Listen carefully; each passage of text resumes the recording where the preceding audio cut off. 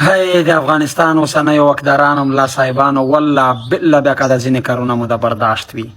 لکه مقصد زه ډېر پام کوم په دې مسلو کې، هسې نه چې بیا ټاپې په سړي لګېږي چې دا بیا هغه غواړي په افغانستان کې دغه غواړي. خو ګورئ د شاه غازي امان الله خان او د باچا خان بابا انځورونه مو د هغه مخونه مو ورته ورکړي وو، معلومه او ثابته شوه، دا په ثبوت ورسېده چې دا کار تاسې کړی وو.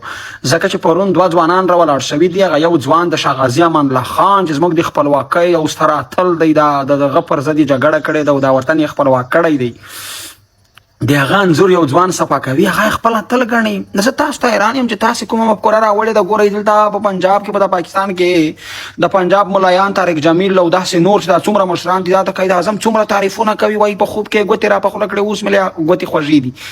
دا هغه قائد اعظم تعریفونه کوي چې هیڅ داسې سیستم نه لري، نه تاریخ لري، نه داسې بیخي پی ایچ ډي په هغه ریسرچ هم بند دی. او تاسې د هغه شاه غازي امان الله مخ ورته وروئ چې د افغان ملت خپلواکي او د یووالۍ او د پرمختګ او د ترقۍ حتی نړیوالو کتابونه د هغه په میړانه لیکلي دي. تاسې راځئ د هغه مخ ورته وروئ. د دې نه موږ څه معنا واخلو؟ یو خو دغه استعمار دی چې دا موږ ورسره په جګړه یو، دا د افغان ملت خپلواکي او اتلان نه ترې برداشت کېږي، او تاسې این هغه کارونه شروع کړي دي.